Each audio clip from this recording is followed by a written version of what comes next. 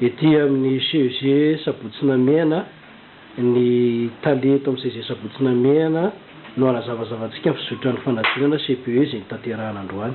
Mizotra araka ny tokony izy araka ny eritreretana azy araka ny voalaza hatramin'ny zero zao ny fanadina CPE Sabotsina Mena.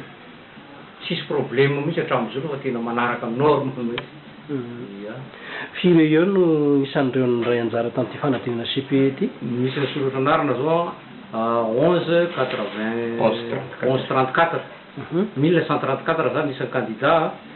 Eto zany centre anankiroa misy CEG tao CEG misy centre anankiray dia misy sous-centre any amin'ny Masaka.